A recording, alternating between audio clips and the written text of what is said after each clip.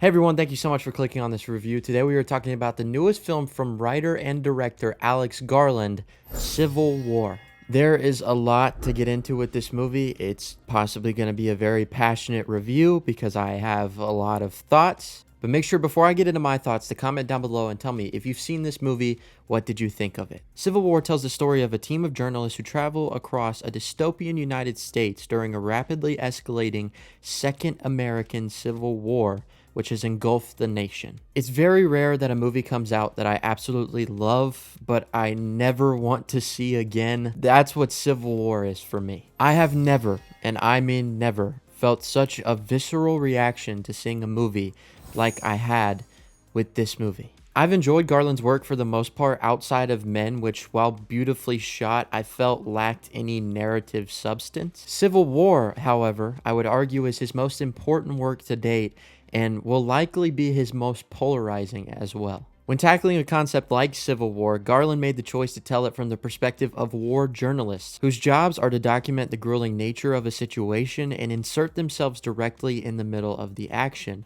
What they aren't responsible for is reporting the events or having any public stance on the matter at hand. Their line of work is very neutral. It's been made very clear that this film isn't standing with one specific political or ideological party. It's very much left open to the interpretation of audiences to then paste onto it their own beliefs. I think it was very smart to tell the story from the perspective of these journalists because really I don't see any other way that you can tell something like this without leaning in one direction or the other. This world is their canvas, and the photos that they are capturing are their paintings of what's happening. Kirsten Dunst plays a war photographer who's been in the business for a long time and has become jaded to a certain degree. She's almost taken the neutrality so far that she's become numb to the gruesome nature of her work. Kaylee Spaney plays a newcomer along for the ride. She's praised Dunst's character for years, has been inspired by her work, and is eager to have an opportunity to work alongside her. But she's also very young and naive and also extremely in touch with her emotions that when faced with some of the things she is seeing, it's very difficult for her to process those things. You also have Wagner Moura in the mix, whose character finds a thrill in the chaos, and also Stephen McKinley Henderson, who gives a great performance as somebody who's been around for a long time, seen a lot of things, but chooses to remember the world for how it used to be. It's a really solid cast who all do very well with their material. Having the dynamic of the four of them adds a bit of extra depth and gives us as the audience the ability to feel like there are characters we can latch onto and somewhat connect with, even though they definitely still have their barriers up. But we're getting four different perspectives of a world in shambles. The movie is also just as much a celebration of journalism as it is a war film. The amount of time dedicated to highlighting their work, the risks they take, and the lengths they go to capture these moments in history, it's a job that's often overlooked but shouldn't be taken lightly because in many ways they are risking their lives just as much as those engaging in battle. Both the positions they put themselves in and the mental strain that they face, it's extremely commendable, and I admire the fact that this film spent so much time highlighting those things. It's also gorgeously shot, capturing what I would consider a beautiful nightmare. It's a conflicting feeling when you're so in awe of the imagery on screen and so mesmerized by the visual aesthetic, but then with that context added, you're horrified because of what this imagery actually represents. You can't help but admire the craft on display, but you're also taking in an altered version of reality that, when you really consider what it represents,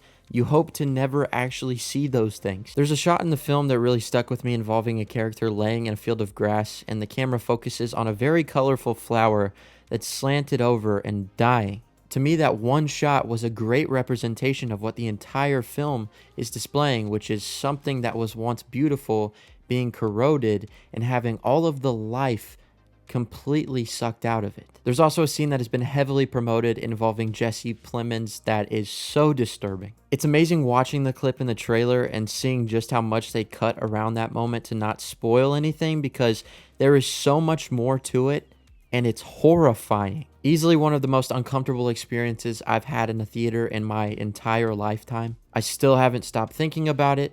I couldn't sleep because I was thinking about it. The movie also has some of the most jarring and hard-hitting sound design I've heard in quite some time. While this is a character-centric film for a large majority with many intimate moments, it's still a war movie. And for much of the movie, aside from those smaller moments, the film is consistently intense and unnerving, and because of that, it's very important to build an atmosphere around that intensity to really sell it. This movie does that exceptionally well. It's a real assault on the senses when a bomb goes off, or a helicopter flies overhead, or a gunshot occurs. I was rattled. This is also the biggest film A24 has made in terms of budget, and it shows. For $50 million, they took advantage of every single cent. It honestly makes me wonder where the money goes for movies that have budgets of $100 million, $200 million, upwards to $300 million, and the quality ends up being very, very poor. I think it's proof that money without passion and a strong vision behind it is really worthless in comparison.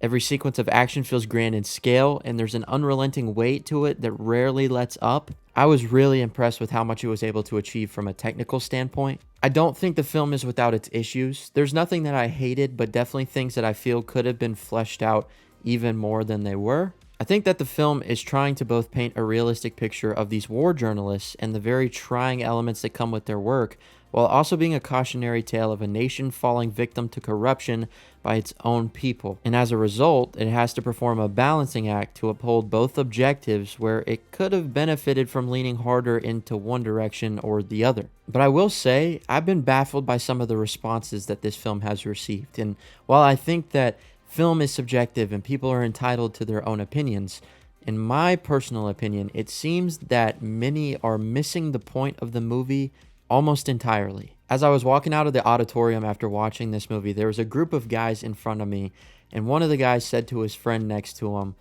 "I like the movie, but I wish they would have explained more as to how we got to this point." I've also read plenty online of people claiming that it's devoid of any meaning and has absolutely nothing to say. How its neutrality is ultimately more of a detriment than it is a benefit to the movie. And yes, this movie never pushes a specific agenda. It's not liberal or conservative leaning in any stretch of the imagination, but it still has something to say. It may not take a political stance, but it takes one even more important than that, and that's a humanistic one. Beyond everything, beyond celebration of journalism, a line of work that doesn't get appreciated nearly enough, beyond being a gruesome road trip movie, beyond being a large-scale dystopian blockbuster, it's a terrifying preview of a reality that very much could be possible. To counter remarks about a lack of an establishing narrative, I believe that the establishing narrative is everything happening around us in the world today. The movie uses its platform to bring to everyone's attention that this is the kind of thing that can happen when people lose empathy for one another and communication is completely halted.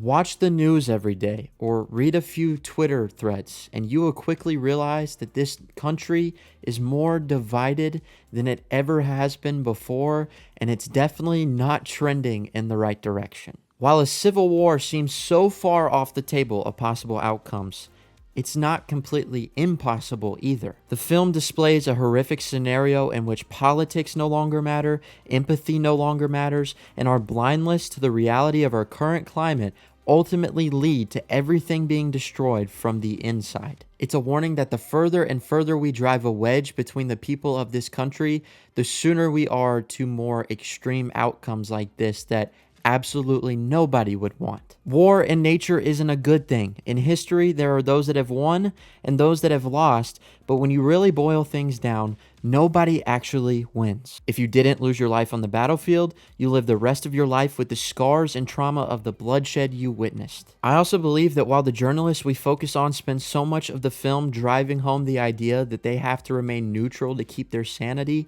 they aren't hollow beings who don't feel.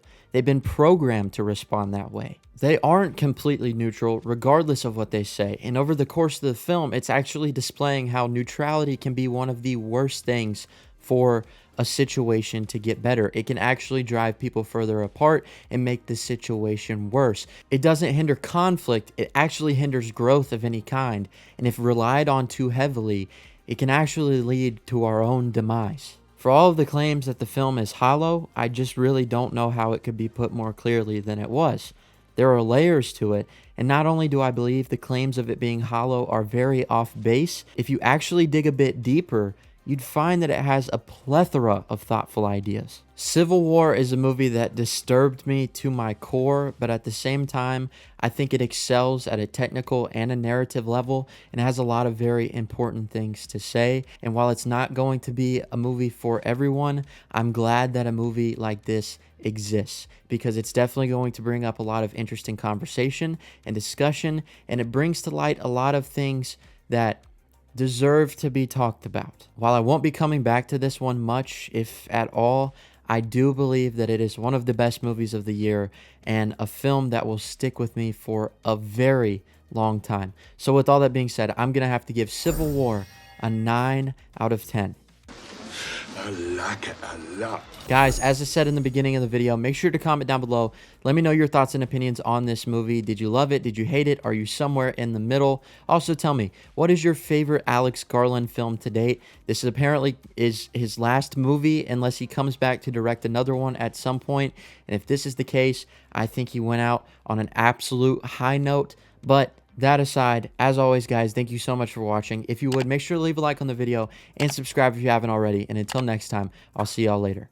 Peace out.